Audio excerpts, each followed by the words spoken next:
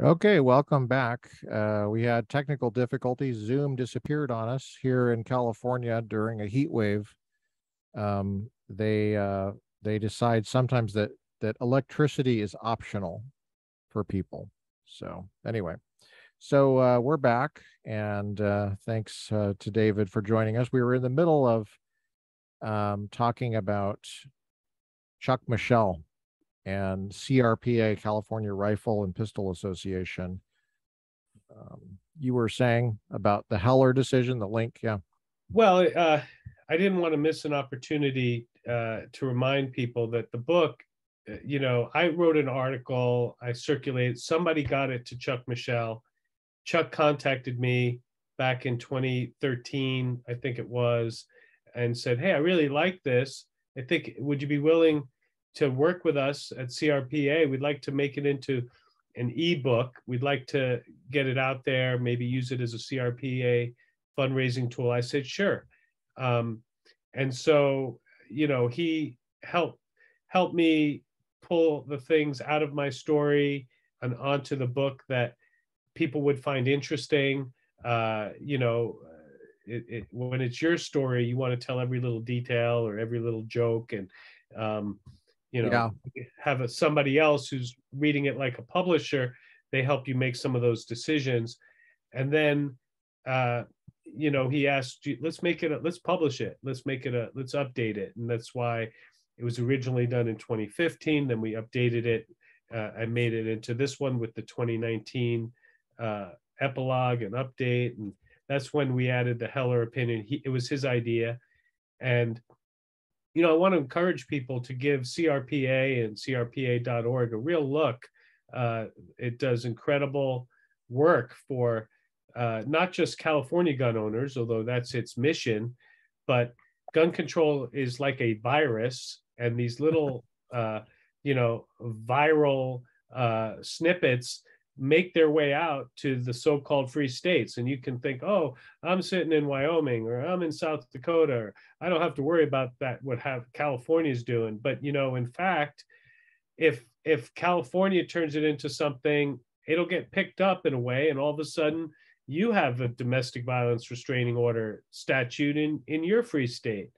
And so for the $50 a year, whatever, as non-California gun owners can join CRPA and support some of the frontline work, I really think it's worth it. So I just want to make that plug to your viewers, listeners who are not California gun owners. And if they are, and they're not supporting CRPA, they might as well be writing checks to Gavin Newsom and, get it over with.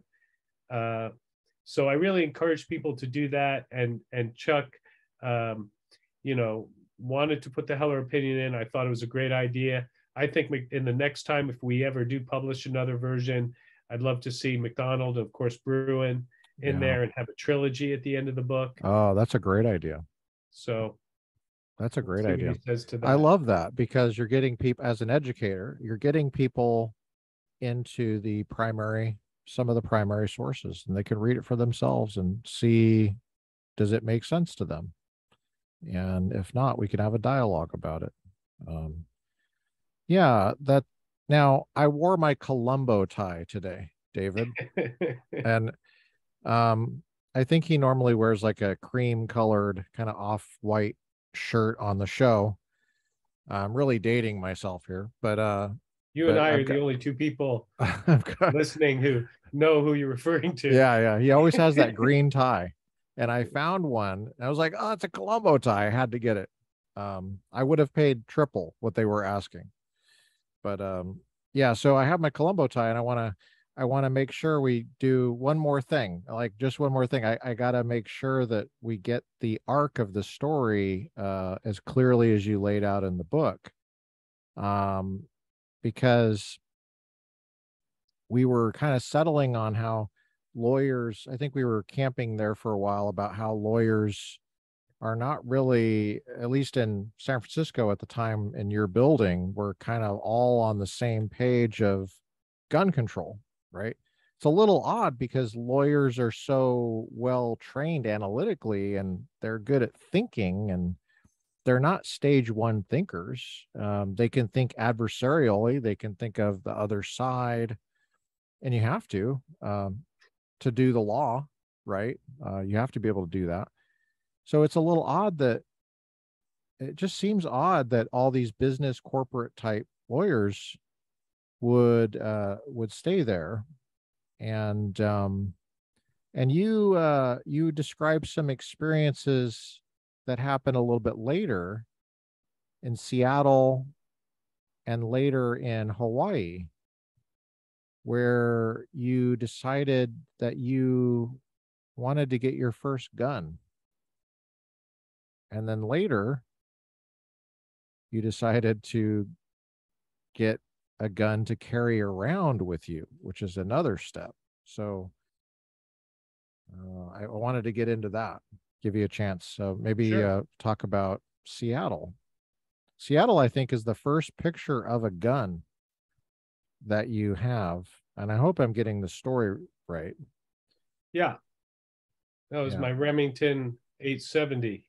there's a picture right there. I still have it. We can't show kids now. It's out. That's illegal in California because that would be corrupting the young. Well, But and anyway, so you have a Remington 870 there, and you still have it. yep.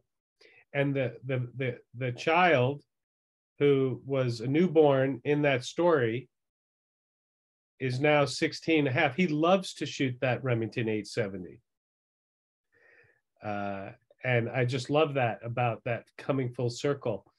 Now, how long after this um, horrible incident at work in San Francisco, how long after that did you buy that first gun? Quite a time. Well, 1993 was the shooting, July 1st, 1993. And my first son was born in 2006.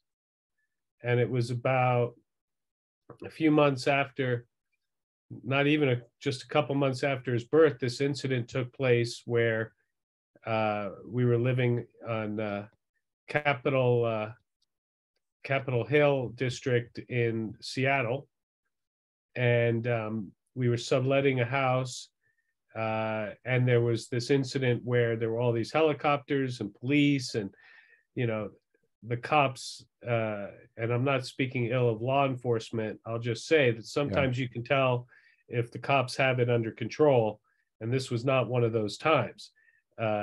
When cops are squatting down with their flashlights, looking in bushes for things, yeah, that's an indication that they're still trying to figure it out. And I thought, well, if there's a manhunt going on, and if somebody jumped the 5-foot fence, which is not that hard to do, they would see us through this glass door that's the back door to this bedroom. They could easily kick through it. And where would I be? I would have, if you have kids, that in the first few months after childbirth, the nursing mom is not super mobile, and so, when I was a 28-year-old junior lawyer running from a gunman, I was one person. If I'm a 35-year-old or whatever, 40-year-old, right, reasonably conditioned human being, I still can't carry a recent, a newborn and a nursing mom. That's a lot of weight to carry and go run away from anything, right? So you have to start to think about standing your ground where you're at, and defending your space against an assailant if it were to come to that. And what would I have for that? A broom, kitchen knife. I can't even imagine getting in a knife fight, So I went the next day to a pawn shop, and I bought a capable shotgun used for $200.